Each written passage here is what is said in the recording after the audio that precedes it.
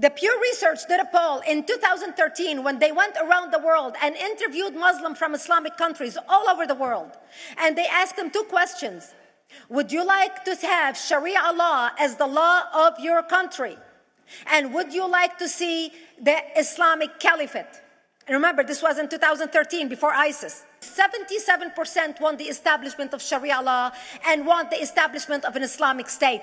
That means 77% of the world, quote, moderate Muslims agree with the establishment of ISIS and what ISIS is doing. Hi guys, this is Sahar TV, and in today's video we'll see Brigitte Gabriel summing up the history of Islam in the simplest terms possible since 1400 years ago until now.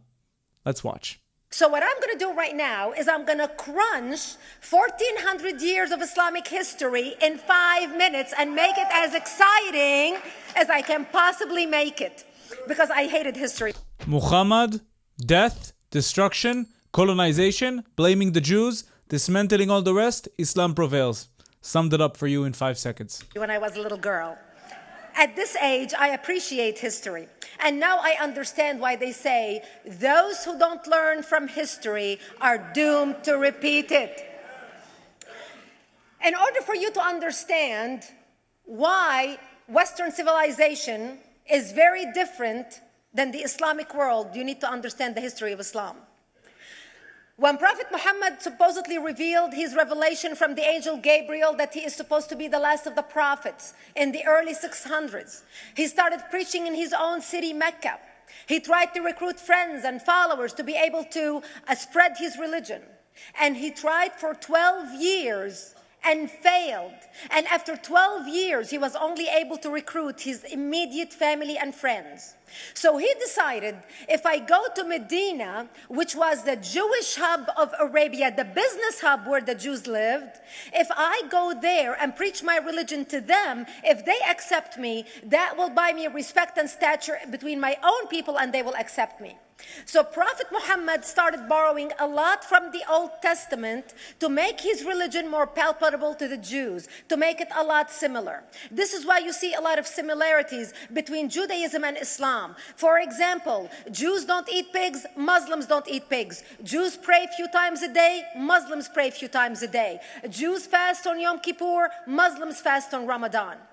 And this is why you started seeing a lot of good writing in the beginning of the Quran when Prophet Muhammad was saying all the good things about the people of the book.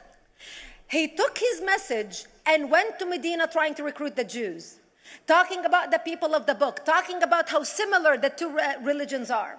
When they refused to accept him and follow him as the last of the prophet, that's when he turned against them and started killing them and started expelling them. That's when Islam went from a spiritual movement for the first 12 years of Islam into a political movement cloaked in religion after the year of the Hijrah, after Muhammad went to Medina and the Jews did not accept him. He became a military warrior and declared war on them and started expelling them. Jews and Christians became dhimmi, or second-class citizens. They were only allowed to stay alive and not be killed only by paying the jizya, or the protection tax. So they had a choice: convert to Islam, or if you want to stay alive, you have to pay the jizya or protection tax, living as dhimmi in the Islamic nation. Christians and Jews could not ring church bells. Jews could not blow the shofar. Christians could not ring church bells. They could not pray publicly. Christians and Jews could not gather together and build new churches or new temples. And the way they paid the jizya, or the protection tax, was in a monthly ceremony where they would get together downtown and the Jew would kneel on his knee and hand his goods to the mullah, who would take the goods as the price for buying the protection. And in many areas, Jews and Christians were given necklaces to wear as a receipt that they paid their jizya, or their protection tax. To the ignorant people daring to say that the Jews and the Christians lived in peace with the Muslims under Islamic rule, you guys are delusional. We were subjugated to pay the jizya. Subjugated, humiliated. It's supposed to be like this to show the power imbalance between the Muslims and the non-Muslims. Disgusting. Jews considered najis under Islam. Najis is bodily fluid. Najis is garbage. Najis is dogs. Najis is dirty. So Christians and Jews were treated as second-class citizens. Islam continued to grow. As Islam grew, more people became dhimmi or second-class citizens. Jews and Christians were given identifiable clothing. The yellow star, which was given to the Jews that most people think is a German invention. It was actually an Islamic invention in the 9th century in Iraq by the second Khalif al-Mutawakkil of Iraq, who invented the yellow star for the Jews to be identified as they walked down the street. Because Jews were considered najis, if a Muslim man or a Jew walked on the same side of the street, the Jew had to cross the other side so the Muslim man can walk, so he's not dirtied by the filth of the Jew. By the way, it also applies to doing Hajj in Mecca. Jews are not allowed to go to where the Kaaba is because they don't want the Jews and the Christians to contaminate this holy place. We're given the zunnar, the belt, which most of you men are wearing right now. That was an Islamic invention for the Christians.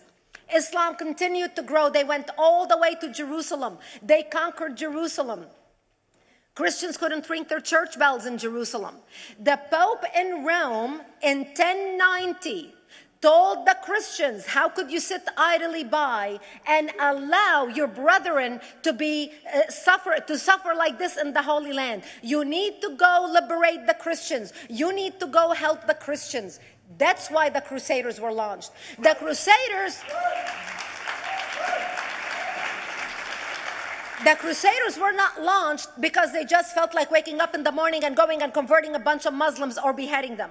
The Crusaders were launched to liberate Jerusalem. And they were able to liberate Jerusalem for less than 100 years before Salah ad-Din al-Ayyubi, Saladin, took it back, and Jerusalem remained under Islamic control until 1967, when the State of Israel liberated Jerusalem, where Christians, Jews, and Muslims could pray under the same sky. By the way, Jews were not able to go to one of their holiest sites, the Cave of the Patriarchs, for nearly 500 years until the Jewish people liberated it in 1967. The Crusaders continued fighting Islam, and for 300 years they tried and failed. And by the 1300s, the Crusaders disappeared because they could not win against Islam. Islam continued to expand. They went all the way to Central Europe. They went all the way to China. They went to India. They conquered Spain. They changed the name of Spain from Spain to Andalusia. And they started, as they advanced, as they conquered more nations, more people paid the jizya or the protection tax. And this is how the Islamic Empire grew. It went all the way until they was stopped at the gates of Vienna on 9/11. 9/11 is not a date that Osama bin Laden just picked out of a hat. 9/11 is a symbolic date in the Islamic calendar. By the 1600s, Islam had covered more of the earth's surface than the Roman Empire did at its peak. Between the 1600s and the 1800s, the Europeans were experiencing the European Industrial Revolution, where the Europeans were able to invent products on factory lines, where they are able to make money and sell products, which gave them the money to build a strong army in order to fight the Muslims. And that's how they were able to stop them at the gates of Vienna on 9/11. The Europeans started the pushback against Islam. They pushed them out of Europe. They pushed them out of all the way to the Middle East and North Africa. By 1924, the Islamic Empire ended. In 1924, the Islamic Caliphate ended in Turkey by President Ataturk, who was a secularist. He ended the Islamic Empire, and he gave women rights to vote. He gave women a right to an education, a right to work, a right to choose a husband. He forbid women from wearing the hijab. He forbid men from wearing the beard. The Muslims hate him so much that they consider him a Jewish agent, because they believe that his mother and her bloodline was Jewish, and that was the influence on Ataturk.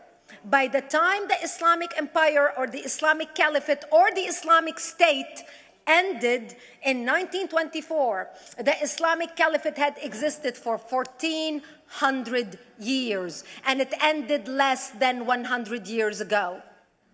By the time the Islamic Caliphate ended in 1924, 270 million people around the world were killed by Islam. 270 million. And we didn't have weapons of mass destruction, and there was nuclear weapons. All of these people were killed, butchered by the sword. The people in the world, less than 100 years ago, how many people knew this history? Please raise your hand. We in America have 270 million people in 1400 years is insane. Failed to educate our children about history. We in America failed to educate our population about history. Our children in high school, you take any 17, 16-year-old kid, 18-year-old kid, and ask them about World War II. They can't even tell you what happened in World War II. For them, it's ancient history, and we still have our World War II veteran walking among us. That's how little we know of history. Islam ended in 1924, the Caliphate. People thought the Caliphate will never be resurrected. The Caliphate will never come back. But two things happened in the Middle East in the last century that made the Islamists be able to resurrect the Caliphate. Number one is the discovery of oil in Saudi Arabia, which we were able to discover and were stupid enough to allow them to nationalize it. And the number two that happened was Ayatollah Khomeini coming to power in 1979. That gave the Islamists the money and also the spiritual covering in order to explode on the world stage. And people say, oh, well, the Wahhabis exported their Wahhabi radical religion. The Wahhabis are the name of Wahhab. They're not a different sect of Islam. They follow the authentic preaching of Prophet Muhammad, the way Prophet Muhammad lived and practiced his religion. This is why neither you or me or any infidel can step a foot in Mecca, because as far as they're concerned, we are filth. And as infidels, we're not allowed to step a foot, not President Obama and not anybody else. So peaceful, Islam. I just want to cuddle it and embrace it in my arms. I just want to cuddle it and appreciate it and say, you're so peaceful to the word Islam. So peaceful. As a matter of fact, Al-Qaeda used to use Saudi Arabia and its success as an excuse to recruit members, as the example to show them how Allah has blessed Saudi Arabia because of the way they adhere to the tenets of Islam. And today we talk about ISIS. ISIS is not a new invention. ISIS resurrected the caliphate that ended less than 100 years ago. Except we are too ignorant and too uninformed to understand what ISIS is doing and why ISIS is succeeding. That's right. That's right.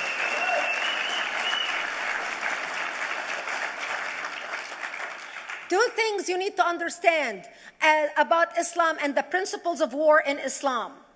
One is the law of taqiyya, which means lying and deception. It means that a Muslim man can lay his hand on the Quran and swear that he is telling the truth, knowing that he is lying, but also knowing that the Quran will forgive him because he is advancing the cause of Islam. The second thing you need to know about is that the Treaty of Al-Hudaybiyah, which is an Islamic principle of war and a model on how to deceive your enemy when you have to sign peace treaties with your enemy. And it is based on an example by Prophet Muhammad. Prophet Muhammad was attacking the Meccans and their caravans when he was living in Medina.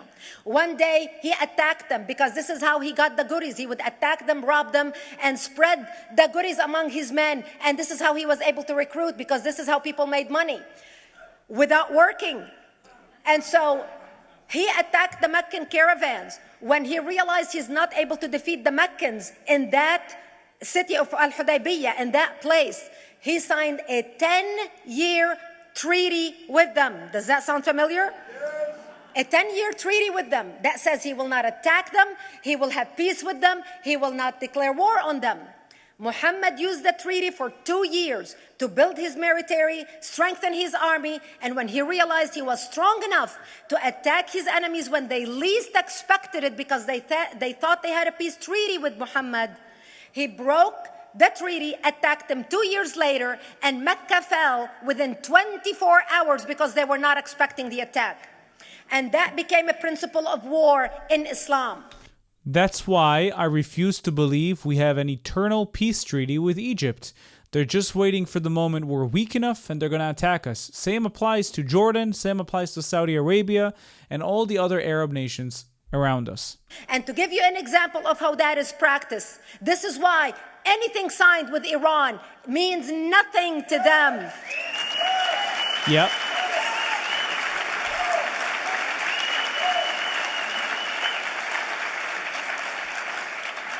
And to give you an example of how this law has been put to use in recent history, Yasser Arafat, who's not an Islamist, but he is a Muslim, met with the Israelis and signed the Oslo Accord in 1993. Remember all the handshaking at the lawn of the White House? The Oslo Accord, Yasser Arafat used the peace treaty, the Oslo Accord with Israel, to get Israel to bring him back and give him his territory, finance his military, train his police, and give his police the weapons. Yasser Arafat broke the Oslo Accord 8 years later, didn't even wait 10 years, and declared the second intifada in 2000, and all hell broke loose. He used the same treaty to win and deceive against his enemies and deceive his enemies. When Jordanian press, after Yasser Arafat signed the Oslo Accord with Israel, and Egyptian press would interview Yasser Arafat, and they would say, how could you sign a peace treaty with the devil? How could you sign a peace treaty with the Jews? Yasser Arafat will tell them, remember Hudaybiyah. That's all he would have to say. The whole Muslim world knew exactly what Yasser Arafat was talking about. We in the West and the Jews in Israel, it was over their heads. Nobody understood what Hudaybiyah was referring to. And this is the type of deception that we are dealing with. So when Iran signs a peace treaty with the United States for 10 years, they are using us as useful idiots, as gullible, ignorant people who are signing a peace treaty with the devil in order for Iran to continue her thing. If you think that we can actually establish a two-state solution for the Arabs living here, and you don't understand that the top leaders in Gaza and in Judea and Samaria and in Egypt, Jordan, all these people, all of them believe that Israel should be destroyed. They're not even thinking about building a Palestinian state. They never had any intention to build a Palestinian state. On the contrary, in 1948, they wanted to carve it out, and they wanted each country to take their share. Egypt to take this part, Lebanon to take this part, Syria to take this part, etc., etc. No intention in building a Palestinian state, only destroying the Jewish one.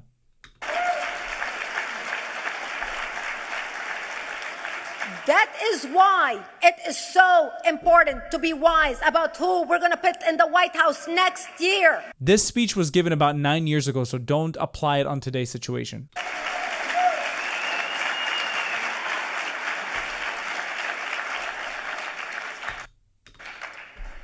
This is why it is very important that whoever we're going to elect next year to office, that the next president be well informed about the history of radical Islam, understand our enemy, understand what ISIS is all about, understand what their end goal is. And this is exactly, people are wondering, how come ISIS is having such success recruiting people from all over the world? They exploded all over the world.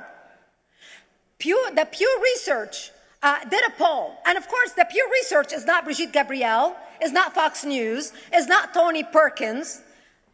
The Pew Research did a poll in 2013 when they went around the world and interviewed Muslims from Islamic countries all over the world.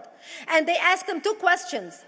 Would you like to have Sharia law as the law of your country? And would you like to see the Islamic Caliphate? And remember, this was in 2013, before ISIS.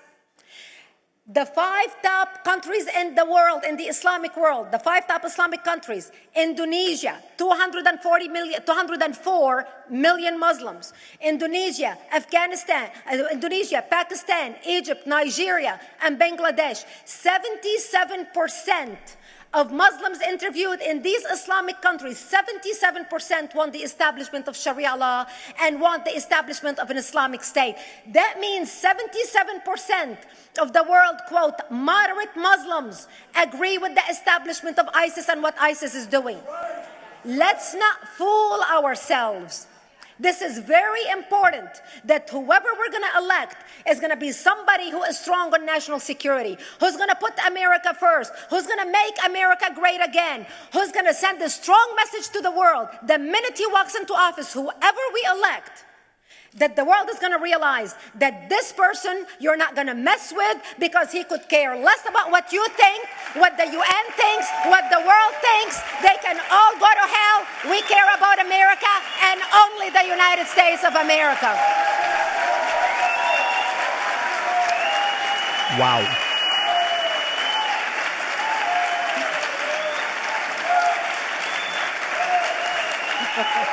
Donald Trump is in office right now, and I think he couldn't care less about these people's ideology. He'll do whatever it takes to deport them. He'll do whatever it takes to stop them. And yes, we have the right person in office as we speak. Brigitte Gabriel with an amazing speech explaining Islam in the most beautiful and simple manner I've ever heard on YouTube. She was able to explain Islam in 15 minutes, something that would take me hours. So beautiful, beautiful speech. Gotta appreciate it. Truly eye-opening. And thank you so much for watching this video. Don't forget to like, comment, and subscribe. If you'd like to support me financially, you can do that using Buy Me Coffee or Patreon down in the links in the description.